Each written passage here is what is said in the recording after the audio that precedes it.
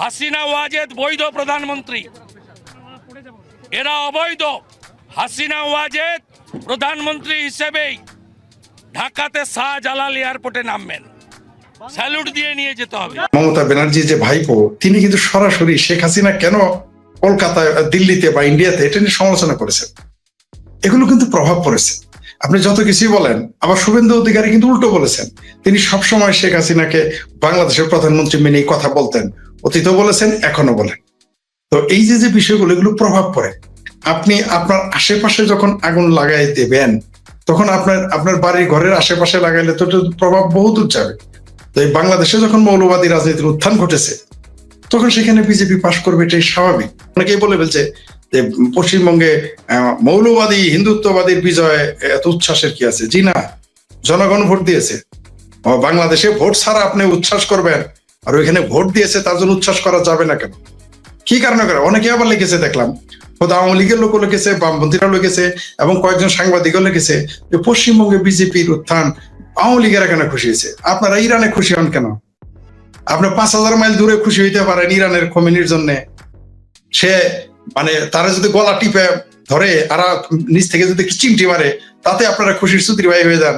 আর পশ্চিমবঙ্গে যদি আমাদের প্রতিবেশী স্টেট একেবারে সীমান্তবর্তী, সেখানে নির্বাচন নিয়ে উচ্ছ্বাসকে প্রকাশ করতেই পারে, কারণ এটা যথেষ্ট প্রভাব পড়বে এই দেশে, এবং পড়ে গেছে অলরেডি। আপনি অলরেডি জেনে গেছেন যে বাংলাদেশে যারা বামপন্থী, আমি যাদের আদর করে চিঙ্গবাম বলি, ডানপন্থী, মধ্য ডান, এমনকি কিছু কিছু আওয়ামী লীগের লোক, কিছু মুষ্টিমেয় কিছু আওয়ামী লীগের লোক মনক্ষুণ্ণ বিজেপি ক্ষমতায় বা রাজ্য সরকারের ক্ষমতায় এসে গেছে বলে। অনেকে মনক্ষুণ্ণ, আমি দেখেছি তাদের পোস্ট আমার কাছে অনেকে, আমি তার দেখি না, আমাকে অনেকেই স্ক্রিনশট পড়ায়। এর মধ্যে অধ্যাপক আছে, সাংবাদিক আছে, ডাক সেটা আওয়ামী লীগের 2-4 জন সেলিব্রিটিও আছে, মনক্ষুণ্ণ কিছুটা আর কি, যে কেন শুভেন্দু অধিকারী আসলো। তা আমি মমতা আসলেও মনক্ষুণ্ণ হইতাম না, কারণ ভোট দিয়ে জনগণ নির্বাচন করে আমার করার কি আছে? বিনা ভোটে আসলে বা বাংলাদেশের মতো মুসলেকা সরকার আসলে বা বিজেপি, ওইখানে তো বিজেপি তৃণমূলকে নিষিদ্ধ করে ক্ষমতায় আসে না, ওইখানে তো কংগ্রেসকে নিষিদ্ধ করে আসে নাই, তাই না? আমার মনে হয় যে প্রসঙ্গটা আপনি প্রশ্ন করেছি কেন আসলো, এটা প্রধান কারণ আমি মনে করি যে পশ্চিমবঙ্গে দীর্ঘদিন বাম শাসন, দীর্ঘদিন কংগ্রেসের শাসন, 15 বছর তৃণমূলের কংগ্রেসের শাসনে পশ্চিমবঙ্গের মানুষ অতিষ্ঠ হয়ে গেছে। তারা যা কামনা করে, যা চায়, তারা বোধহয় তা পায় নাই। এটাও একটা অন্যতম কারণ। আর পাশাপাশি ধর্মীয় ব্যাপার তো রয়েছে। ভালুকায় যেদিন দীপচন্দ্র দাসকে জ্বালিয়ে পুড়িয়ে মেরে ফেললো, ওই দিনে আমি বুঝে গিয়েছিলাম যে এটার প্রভাব সুদূর প্রসারী হবে। শুধুমাত্র যে পশ্চিমবঙ্গের কুর্সি টানা দিবে না, ওই দীপচন্দ্র দাসকে যে হত্যা করেছে ভালুকায়, সেটার প্রভাব কিন্তু তারেক রহমানের কুর্সিতেও পড়বে, এই আদম ব্যাপারী ইউনূসের কুর্সিতেও পড়েছে। এরকম আরো ঘটেছে, ঘটতেই থাকবে এগুলো।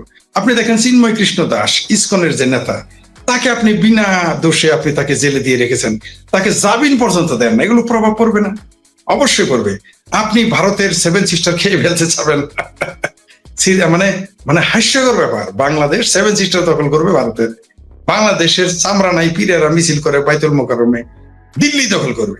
তো সঙ্গত কারণে সেটা তো হিন্দুদের, সনাতনীদের এটা প্রভাব পড়বে, এটা প্রভাব পড়াটাই স্বাভাবিক। আমি বলছি না যে এগুলোর কারণে দিয়েছে, এগুলো নয় বিজেপির লোকেরা ভোট দিল, মুসলমান কেন ভোট দিল? কেউ কেউ তো বলতেছে যে বামপন্থীরাও এবার ভোট দিয়েছে, তৃণমূলের লোকও এবার ভোট দিয়েছে, তৃণমূলের লোক, তারপর বামপন্থীরাও এবার বিজেপিকে ভোট দিয়েছে। আমাকে একটু আগে একজন বাংলাদেশ থেকে একজন লোক জানালো, বাংলাদেশের, তিনি বাংলাদেশের মুসলমান, হিন্দু না। তিনি বলেছেন যে তার বন্ধু বান্ধব যারা বামপন্থী ছিল, তৃণমূল ছিল, তারাও নাকি বিজেপিতে ভোট দিয়েছে। সত্য মিথ্যা আমি জানি না, আমাকে বলেছে, আমি জানালাম আপনাকে। তিনি ব্যবসা করেন কলকাতায়, তিনি আমাকে জানিয়েছেন। তিনি এই জন্য জানিয়েছেন, আমি বলেছিলাম, আমার ভুল ধরার জন্য বলেছেন, আমার অনুমান ভুল হয়েছে।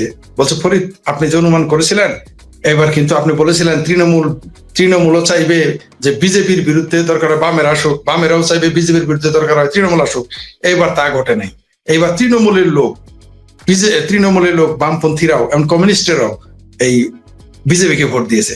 আসলে এটাই হওয়া উচিত, কারণ সব মানুষই তো জামালপুরে পাগলা, ডিমের আলি 3টায় বেচবে, 5টায় তো আর কেউ বেচবে না। নিজের ভালো কে না বোঝে বলেন? তারা চিন্তা করছে যে আমরা বিজেপি, আমরা তৃণমূল দেখলাম, কংগ্রেস দেখলাম, তৃণমূল কংগ্রেস দেখলাম, বামপন্থী দেখলাম দীর্ঘ সময়, এবার একটু বিজেপিকে এনে দেখি।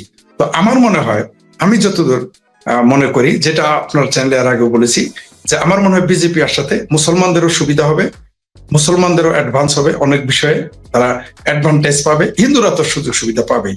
এবং আমি আপনাকে এও বলেছি যে হাসপাতালে এখন দেখবেন মুসলমান রোগীর সংখ্যা কমে যাবে, এমনকি জেলখানাতে যে কয়েদি 70%, যেটা আপনার সেগুলো বলেছি, 70% মুসলমান পশ্চিমবঙ্গের জেলখানাগুলোতে পাবেন, ওটা কমে যাবে।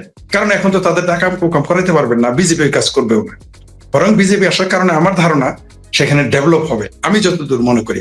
এবং সত্যি যদি বিজেপি, আমি যেটা মনে করি, ডেভেলপ করবে, তাহলে তারা বোধ হয় ওই এক টার্ম না, কমপক্ষে ওই মমতা দিদির মতো, কমপক্ষে বা মমতা মাসির মতো, পিসির মতো কমপক্ষে 15 বছর, মানে 3 টার্ম থাকবে বলে আমি এটা কমপক্ষে বললাম, বেশিও হতে পারে, দেখা যাক তারপরে কি হয়। তবে আমার কারণ, বিজেপি আসার কারণ, ক্ষমতায় এত ভোট পাওয়ার কারণ শুধুমাত্র যে সাম্প্রদায়িক তা না, আবার যদি সাম্প্রদায়িক বিষয়টাও বাদ দেন তাও হবে না। এখানে অর্থনৈতিক, সাম্প্রদায়িক, আঞ্চলিকতা, বহুবিধ বিষয় কাজ করেছে। তারপর পশ্চিমবঙ্গের হিন্দুরা ভয় পেয়ে গিয়েছিল যে এটা পশ্চিম বাংলাদেশ না হয়ে যায়, এটা একটা ভয় তাদের কাজ করেছে, যেভাবে হুমকি ধামকি দিয়েছে। আমার মনে হয় যে ডক্টর ইউনূস, আমার ভাবির পোলারা, চামড়া নাই পীরেরা, তারপর জামাত, হেফাজত, বট বাহিনীরা যেভাবে হুমকি দামকি দিয়েছে ভারতের 7 সিস্টার নিয়ে, তারপর রিটায়ার্ড আর্মি অফিসার যারা জীবনে পাখি মেরা নাই কোনোদিন, তারা গিয়ে দিল্লি দখল করবে, 7 সিস্টারকে, এগুলো হুমকি দেওয়ার কারণে এই প্রভাবটা এর কেশারা দিতে হয়েছে মমতা ব্যানার্জিকে, এটা আমার মনে হচ্ছে। নইলে অন্তত আরো একটা থাকার কথা ছিল। এইসব হুমকি ধুমকি গুলো যখন দিয়েছিল মমতা ব্যানার্জি কোনো প্রতিক্রিয়া দেখাতে আমি কিন্তু দেখিনি।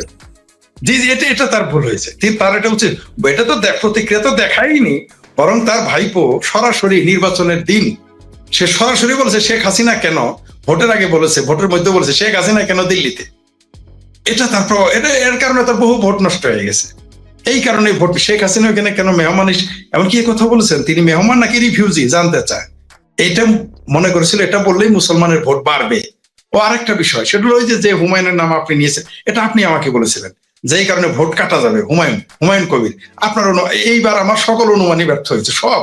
আমি হ্যাপি আমার সকল অনুমান ব্যর্থ হওয়ার কারণে। যেটা আপনি বলেছিলেন যে হুমায়ুন কবির প্রচুর ভোট নষ্ট করবে মুসলমানের, এবং সত্যি তা করেছে। হুমায়ুন কবিরের যে সে বিচ্ছি করেছে তৃণমূলের সাথে, আপনার অনুমান সত্য, এটা বিশাল প্রভাব পড়েছে। ভাই শুভেন্দু অধিকারীও তো একসময় তৃণমূলে ছিল, তৃণমূল থেকে বেরিয়ে এলেন তিনি। ঠিক ওই যে হুমায়ুন কবিরের কথা বললেন, সেও এক, অর্থাৎ তৃণমূলের বড় বড় পিলার অনেকেই কিন্তু এর মধ্যেই সরে গেছে। জি জি জি, এগুলো কারণ ছিল, কারণ তাদের দুর্ব্যবহার, তাদের অনাচার, দুর্নীতি, তারপর ভাইপোকে শুধু গুরুত্ব দেওয়া। একটা দলে ওই যে বিএনপি কেমন 2001-এ শুধুমাত্র তারেক রহমান ডিপেন্ডেন্ট হয়ে গিয়েছিল না, খালেদা জিয়া হাওয়া ভবন বানিয়ে ফেলেছিল। যদিও এরকম হাওয়া ভবন বানায় নাই, কিন্তু তার ভাইপোর সম্পর্কে বিস্তর অভিযোগ রয়েছে, বিস্তর অভিযোগ। এবং তার ভাষা দেখেছেন তো, তিনি বলেছেন 4 তারিখের পরে দেখে নিবে, এটা করবে সেটা করবে, বিজেপি থাকবে না। তবে একটা কাজ হয়েছে কি, এটা এইবার বিজেপি ক্ষমতায় আসাতে তৃণমূল হয়তো টিকে থাকবে, নইলে আর একটা টার্ম থাকলে তৃণমূল নামে, বাংলা তৃণমূল কংগ্রেস নামে পশ্চিমবঙ্গে কোনো দলই থাকতো না। এখনো তো টিকে থাকবে এই দলটা, আমার মনে হয় আর কি। এটা তাদের জন্য কিছুটা সাপে বর হয়েছে, তাদেরও দীর্ঘদিন এখন বিজেপির হাতে, মানে রাজ্য সরকার। আমার ধারণা অন্য জায়গায় হয়তো 1 টার্ম থাকে, 2 টার্ম। আমার কেন যেন মনে হচ্ছে যদি আসলেই বিজেপি ভালো কাজ করে, আমার ধারণা বিজেপি এখানে 3 টার্ম থাকবে। এটা কেন বললাম জানেন? এটা বলার কারণটা আপনি 1 মাসের মধ্যে দেখতে পারবেন। 1 মাসের মধ্যে বোঝা যাবে বিজেপি কতদিন ক্ষমতায় থাকবে, 1 টার্ম থাকবে না, 2 টার্ম না, 3 টার্ম। আর পশ্চিমবঙ্গের তো একটা স্বভাব আছে, যেখানে যেই ক্ষমতায় আসুক দীর্ঘদিন থাকে। তো পশ্চিমবঙ্গে কিন্তু দেখেন বামের অবদেবের 1-2টা সিট পেয়েছে, দুষ্ট লোকেরা বলতেছে। আমি তো মনে করছি এইবারে শূন্য হয়ে যাবে, ভাগ্য ভালো তারা 2-1টা সিট পেয়ে গেছে। তবে আমার মনে হয় এটা বাংলাদেশের জন্য ভালো হবে, ভারতের মুসলমানের জন্য ভালো হবে, পশ্চিমবঙ্গের মুসলমানের জন্য ভালো হবে। এই যে বিজেপির যে উত্থান পশ্চিমবঙ্গে আজকে রাজ্য সরকারে, এই উত্থান আগামী যে জাতীয় নির্বাচন হবে, সংসদ নির্বাচন হবে ভারতে, সেটার উপরে বিশাল প্রভাব ফেলবে। বিশাল, অনেকেই মনে করেছিল যে এই টার্মে বিজেপির ক্ষমতা শেষ। আমার মনে হয় এই পশ্চিমবঙ্গের, আমার ধারণা যে পশ্চিমবঙ্গের এই উত্থান, এই বিজয়, এটা দিল্লিতে, কেন্দ্রে প্রভাব পড়বে। আগামী সংসদ নির্বাচনে বিজেপি আবার ক্ষমতা আসার পথ সুগম করে রাখলো আজকের এই বিজয়ের মধ্য দিয়ে। ধন্যবাদ। ফরিদ ভাই, আমি পশ্চিমবঙ্গের নির্বাচন নিয়ে একটু টেকনিক্যাল বিশ্লেষণ একটু জানতে চাই। সেটা হচ্ছে বাংলাদেশে দলগুলো জোট করে কেউ হয়তো সেম একই মার্কায় জোটের সঙ্গীরা সবাই ভোট করে, কিংবা ভিন্ন মার্কায় হলেও এক দল অন্য দলকে সাপোর্ট দেয়, সিট ভাগাভাগি করে ওই জোটেরা ইলেকশন করে। তো পশ্চিমবঙ্গে এই চিত্রটা দেখা যায় না কখনো মনে হয়। না, ওখানে যার যার মার্কা তার।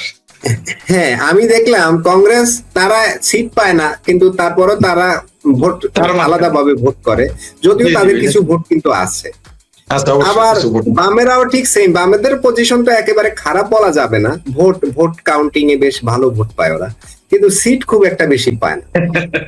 কিন্তু ওই যে আমাদের দেশের মতো জোট করলে হয়তো অন্য কিছু ঘটার সম্ভাবনাও ছিল, যেটা আপনি বলছিলেন যে বামেরা সবাই তৃণমূলের পক্ষে থাকে, মানে বিজেপির বিপক্ষে থাকে, মুসলিমরা বিপক্ষে থাকে, আরো ছোট ছোট যত দল আছে সব দলগুলোই পশ্চিমবঙ্গের বিজেপির বিপক্ষে। তো এবার বিজেপির বিপক্ষে থেকে তো লাভ হয়নি, জনগণ তো বিজেপির পক্ষে চলে গেছে। এবং যেটা আমরা মিডিয়ার যে প্রচার, সোশ্যাল মিডিয়ার যেই জোয়ার আমরা দেখেছি, আমরা এর গত আলোচনায় বলেছিলাম যে সোশ্যাল মিডিয়া এবং আমাদের কমেন্ট বক্সে যে পরিমাণ কমেন্ট বিজেপির পক্ষে, বন্যার স্রোতের মতো কমেন্টস পড়তেছিল বিজেপির পক্ষে, তখনই আমি আপনাকে বলছিলাম যে ফরিদ ভাই যে পরিমাণ কমেন্ট পড়ছে তাতে তো মনে হচ্ছে বিজেপি হয়তো চলে আসছে।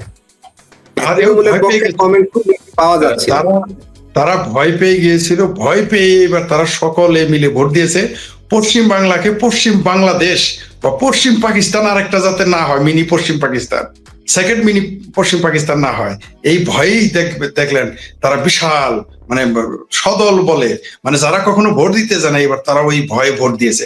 তার চেয়ে বড় কথা যে আমি অবাক হয়ে গেলাম যে মুসলমানেরাও বিজেপিকে ভোট দিয়েছে, তাও আবার পশ্চিমবঙ্গে। আসলে আশ্চর্যজনক, বিশাল ব্যাপার। মানে বাংলাভাষী যারা মুসলমান তারা বিজেপিকে প্রচুর, উর্দুভাষীরা দেয় না, এটা আপনি নিশ্চিত থাকেন।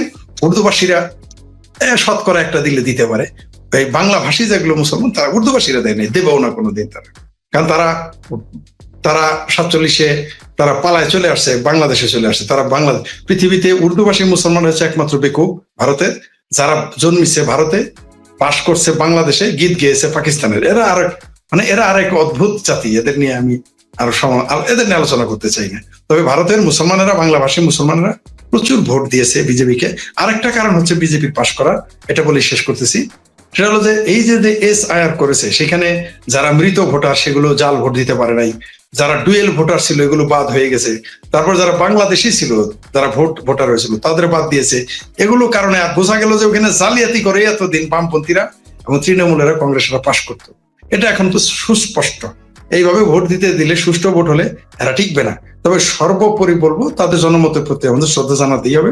তারা আসলে তাদের অর্থনৈতিক কারণেই, প্রধান কারণ অর্থনীতি, দ্বিতীয় কারণ দেশ, এই দুই কারণে তারা তাদের ভোট দিয়েছে। তৃতীয় কারণ ধর্ম হতে পারে। আর শুধু যদি ধর্ম হয় তাহলে মুসলমান কেন ভোট দিবে? কারণ সেখানে অর্থনীতিও কাজ করেছে, দেশের প্রতি হুমকি মনে করেছে তারা। আর সবচেয়ে বড় কথা যে দেশি বিদেশি যত ষড়যন্ত্রকারী পশ্চিমবঙ্গে কাজ করতো ভারতের বিরুদ্ধে এবং বাংলাদেশের বিরুদ্ধে, আপনি মনে করেন না পশ্চিমবঙ্গে শুধু ভারতের বিরোধিতাকারীরা থাকে? পশ্চিমবঙ্গে প্রচুর বাংলাদেশ বিরোধী দেশি বিদেশি সংস্থা থাকে। তারা ব্যর্থ হয়ে গেছে। এটা তাদের জন্য বিরাট একটা, মানে তাদের জন্য বিরাট চপেটাঘাত না, তারা এখন ভ্যানিশ হয়ে যাবে আমার যতদূর মনে হয়। ধন্যবাদ আপনাকে।